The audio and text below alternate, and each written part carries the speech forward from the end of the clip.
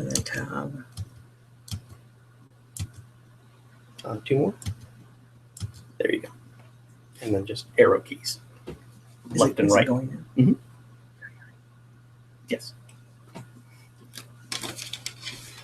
But we can edit it out.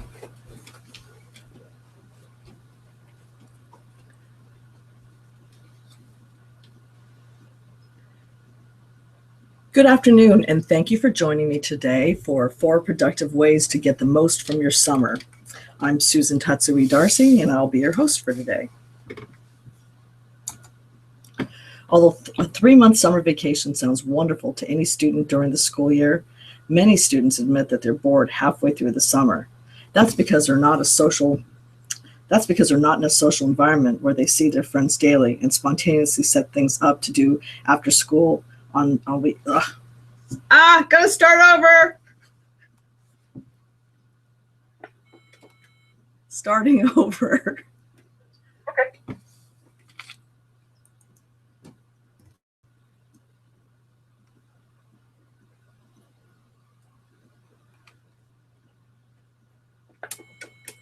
How do I do that? I would actually just keep going. Yeah, so just tab back to the PowerPoint. Or, oh, it's closed. Okay, so go to PowerPoint. We're still recording, but it's okay. We can download it and edit it. So go to from beginning.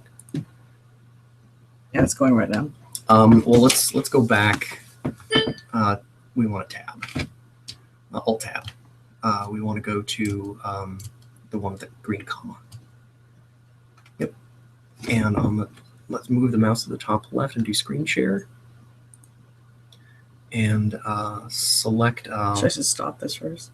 It's okay. The third one on the top right. Yeah, and then click share. And now Alt tab. Alt tab. Again? Yeah.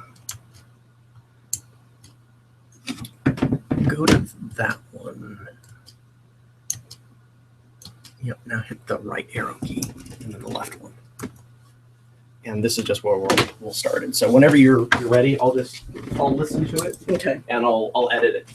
Okay, I'm gonna say start over here, Patrick. Okay.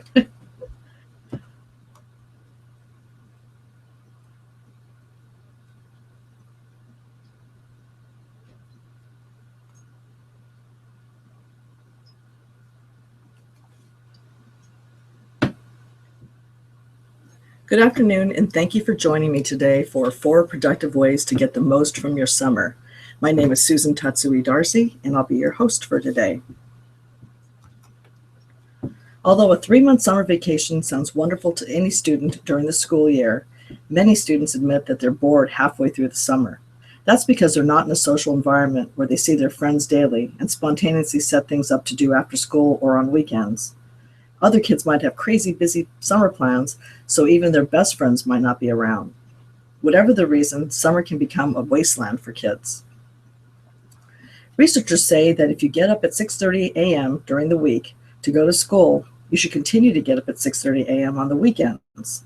I know that sounds counterintuitive, but here's why.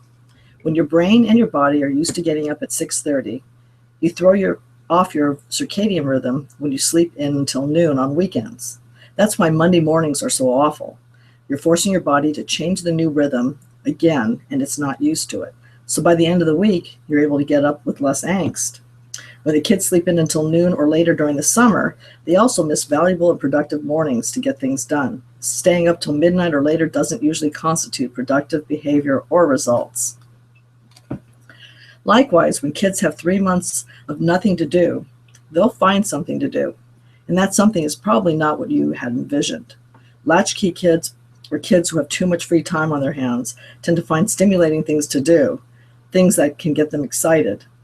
And if you're not around to supervise, they might start experimenting with drugs or sex. If you have to work while your kids have 3 months off from school, you're probably lining up with other parents in the same shoes, trying to get their kids into day camps, summer school programs, and anything that will occupy your kids so you don't have to worry about them. We've all been there. Junior guards is a great way to keep kids busy in the morning as well as stay in shape. And then you need to find something to fill their afternoons. Before you know it, you've got them booked in half a dozen camps and classes. They're up at the crack of dawn and going full force, just like they were during the school year. If you have teens, they might be working at a summer job at an amusement park or as bussers in a restaurant. Well, jobs give the kids a taste for responsibility, and if for nothing else, they reinforce the reason why they should study hard and improve their grades so they can get into a good college. Employers often take advantage of teen employees who are new at the job market by making them work more shifts than they had originally agreed upon, and often dictate how often and how many family vacations you can take. While planning vacations and activities is important for every child and teen, be careful not to overbook your child during the summer. Make sure to allow downtime at the start and the end of the summer. Remember, all kids need to unwind and rejuvenate after a long school year and before the start of a new one.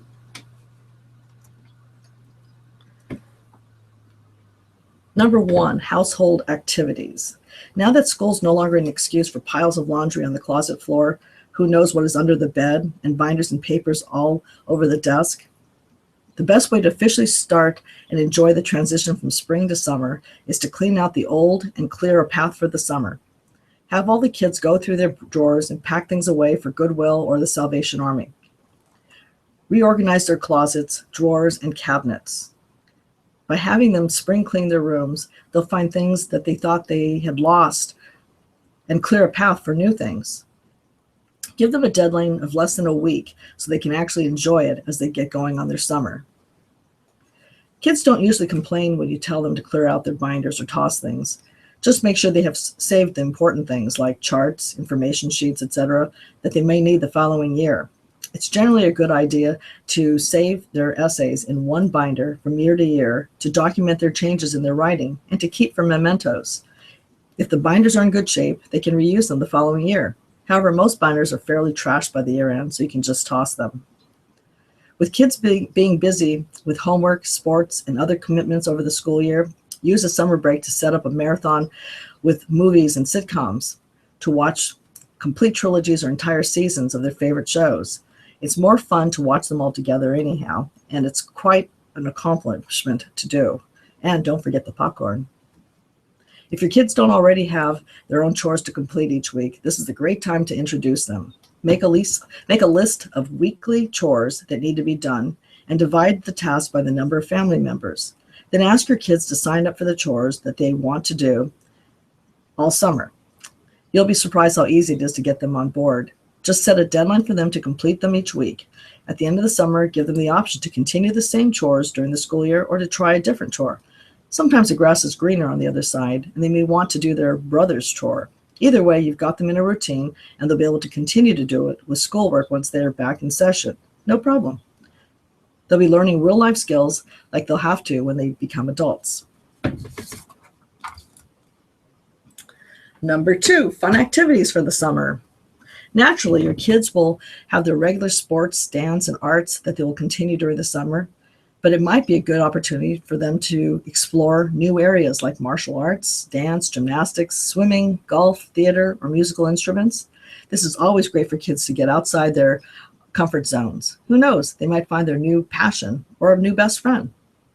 Day camps offer all kinds of specialty programs while keeping the kids close to home. Residential camps give them a chance to explore new terrain, meet new kids, and get away from home for a chunk of time during the summer. The nice part of most day camps is that they occupy the whole day, so you don't need to sign your child up for multiple activities and find transportation between them. Make a list of super fun activities that they would do during the summer, basically their bucket list for the summer. Then pencil them in on the summer calendar. That way you won't look back at the end of the summer and wonder where all the time went. Expect the summer to zip by fast, so plan ahead to make sure that you block off time to take the kids to the amusement park, water parks, movie theaters, beaches, and other exciting activities. If there are a lot of these one-day excursions, more than you might have time off yourself, ask one of your kids' friends' parents to share the driving. That way your kids benefit from doing all the stuff and you maintain peace with your boss. The summer is also a great time for your child to start a project. That can be starting a business, club, or anything they're interested in. By giving them the opportunity to do something exciting over the summer, they'll become more responsible, confident, and interesting kids. Check out Project Merit to see other projects that kids have done. Merit offers guidance as students brainstorm about what to do, and they walk the students through the entire process.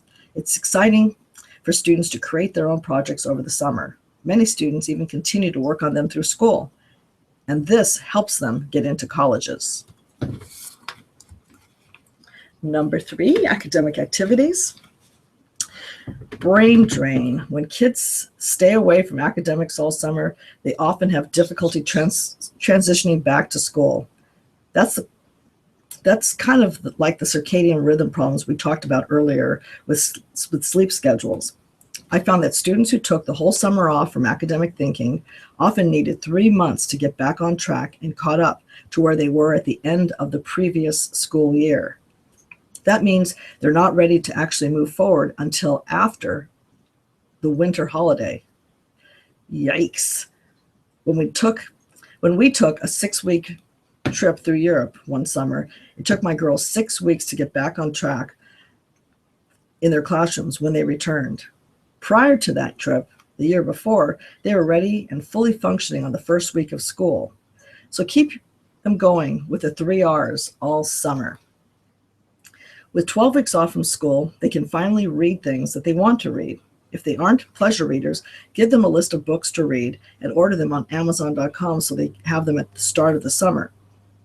Some kids have summer reading to do for their schools, and they usually only consist of a few books, so they can still read for pleasure. In order to expand their vocabulary, improve their reading comprehension and writing skills, expose them to books that aren't standard fare in the school libraries, give them this opportunity to read entirely different books. You may have some favorites yourself, or you can talk to a local librarian.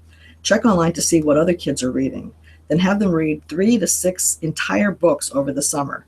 Remember, this is not scholastic reading. It's just a good way to get them to become good readers. Writing skills only improve if you write. So during the summer, they'll probably not do more than text their friends, and we all know what that means. I don't even want to go there. Our youth's writing skills have plummeted since the advent of smartphones and text messaging. They could write daily journals, or they can write an autobiography about their lives to date. They could also write analyses of the books they've read, or a compare and contrast about the book and a movie. If you're taking a family vacation, they could write a newspaper about the trip. The kids could write about each adventure and document the whole trip in a newspaper. I had my girls write about our vacations, and for my daughter's 25th birthday, her boyfriend read excerpts from her articles. We had quite a laugh looking at her perspective on how we ran out of gas in England. Math is probably the most important skill set to keep intact over the summer. Remember, if kids lose 3 months of academics over 3 months of summer, that means that your child will start school in August or September with the skills he was doing back in March or April of last year. That's why math teachers spend over 2 months reviewing what the students did the year before. They generally don't really start teaching new concepts until after the winter break. That gives our students just 5 months to learn real math skills. It's no wonder Asian and European students are so much more advanced than ours. That said, give your kids new math problems and workbooks to do over the summer. It'll only take about 15 to 30 minutes per day, and it'll keep their math minds sharp as a tack and ready to start on top of their game when school starts in the fall. The easiest way to keep their minds sharp is to enroll in real summer classes. I say real because I don't mean those summer classes where dropouts and students who failed the classes take. That's not the best environment for stimulating minds and encouraging students to move ahead. Find programs that will engage your child. High school students can also take classes at the local community college. Look for specialty classes that offer interesting ways to teach concepts. In other words, don't set your child up for more of the same. Number 4, the last of our list, family activities. With a full-time work schedule, camp and summer school programs, and hundreds of other activities already planned for the summer, it may seem impossible to squeeze in a family vacation, but you need to do this. Why? Family vacations make everyone get off their treadmill and spend quality time together. That doesn't mean that everyone is going to always get along and be all smiles and kisses, but it means that they will have to interact with one another, get to know each other, and to learn to entertain one another. By regrouping like this, you'll build lifetime memories. If you don't have funds for an extravagant vacation, consider swapping homes with family or friends for a week. Just live in another house, another city or state, or another world, and you'll all have a lot to explore in your new neighborhood. There are all kinds of home exchange programs that you can use to set up these exchanges. We did three consecutive 2-week home exchanges in England, France, and Italy. We even exchanged cars. So all we had to do was pay for our flights, which I got through frequent flyer miles. Once we arrived at each home, we cooked in their kitchens, which was quite an experience, and shopped in their neighborhoods, spending about the same amount of money we would have at home. With all the state national parks in America, select a national park you haven't visited and set up a camping trip around the site. There's nothing like cooking your meals around a campfire and roasting marshmallows for s'mores while telling stories. Every family should have camping experiences. It's just the all-American way of doing things. Ask my family, and they'll tell you that I love setting up educational trips for our family vacations. Whether we were visiting family in Los Angeles or checking out ancestry in Ireland and Japan, I managed to find history and art museums along the way. We went to my husband's Catholic church where his grandparents were married to search for birth and marriage certificates. While in Paris, we searched for my favorite artists' paintings in over 14 museums. But you can do this in your hometown without traveling around the world. Last year, we did a treasure hunt through Golden Gate Park in San Francisco to find statues of Don Quixote, Shakespeare, and other historical figures. This is something you can do in many parks around the country. Remember when looking back at your summer that you should start your summer with a bucket list, a plan to include household, fun, academic, and family activities. Make sure that you leave 1 week at the end of the summer as a dead week. Before the end of the summer, review your list to make sure you've enjoyed all that you had originally planned. Then spend the last week doing those few things that you think the kids would really enjoy before they start the new school year. Other than those few activities, completely unwind. In order to have a completely successful and productive summer, you need to write down your plan. Keeping it all in your head will make you crazy, and you won't get it done.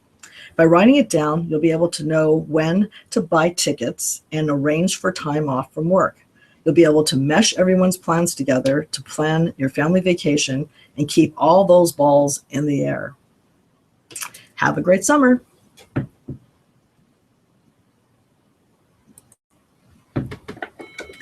Done.